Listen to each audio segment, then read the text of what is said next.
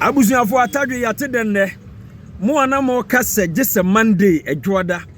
ena E Levy no yebetwam no mepacho yetwam oji machinya sende wo maami sika hwe oji machinya sende wo papa sika hwe oji machinya obi a waye wadoye pen a wo so kondo se obese o sende ni bibia o sende E Levy nti ya na wo yebhye wo no sende ni bibi kakra bi hwe oji machinya udofo obi wo baby wo school mu echese unua bi send ni sika hwe meka electronic transaction ya ewo Ghana ha ya ebuye koma ayekotobe kuma sika ya taxi no dada yese bom kro no bodokro mu no E Levy no chenchirencha abandi ba Ghana fo nyina wonu manim sika se mo ntoto ka se da bi o eye kro no bo se wo de sa tax we beto yeso a ene na obi kitatuo egina kwan so asanam roba ensese ye che no fisa ban bia woje sa E Levy no woni am rubber pe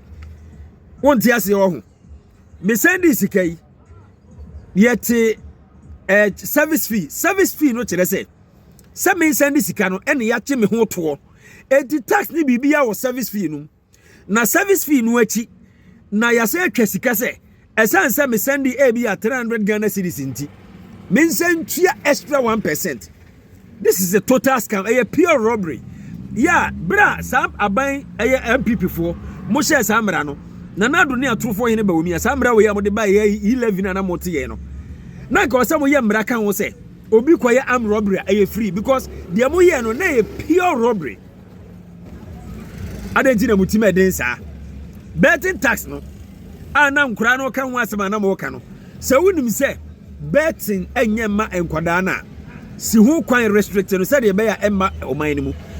Companies na ba wonu mutua tax ema aban tax na wonu mutua ma aban no eye nipa e patronize betting mu ena wotua tax boom e de ma aban nipa no twa onni ni sika akọ aban afa o de obetwa obedi na aban beje ni tax na emom aban asan bu awure ni sika wonu wadi no mu se mejimu wo ha mu chichemu edu which is 10%. Hey, NPP for mo ye scammers, mo ye dupers, mo ye armed robbers. When a yadi a most so Ghana for be no monte ase no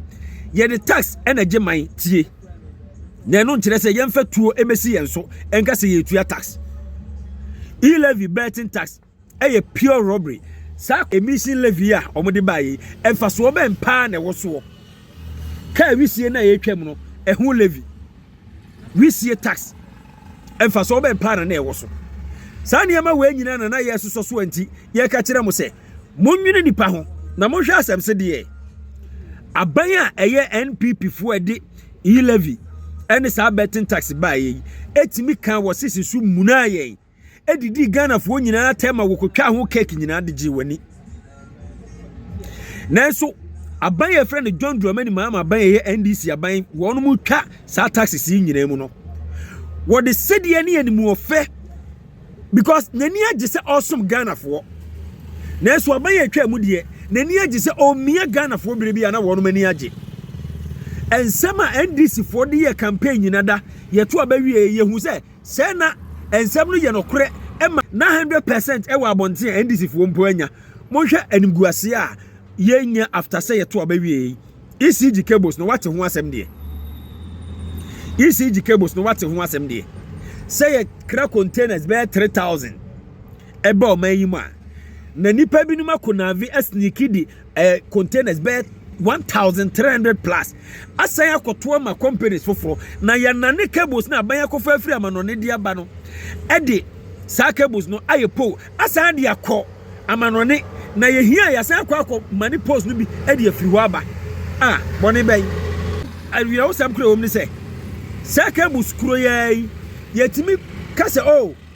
duty se woso yeden eso eti ECG niema wonum dia ba no wonum ntimi nyi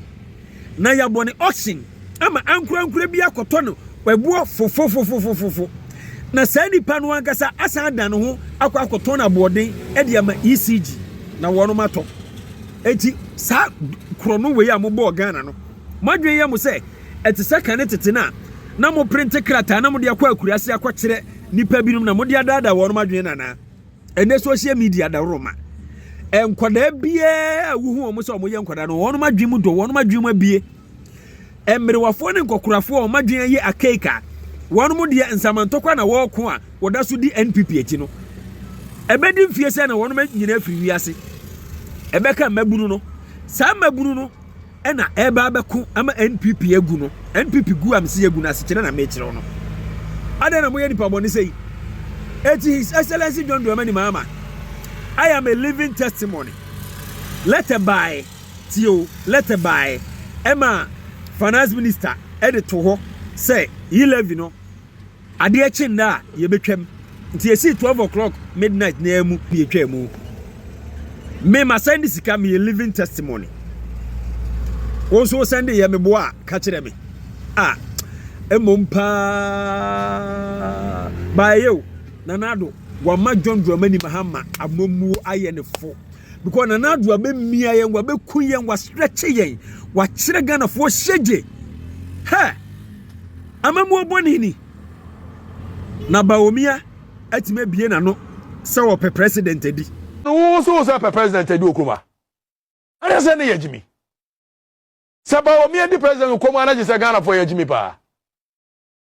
who under you, who are economic head of economic management team. Look at the things happening.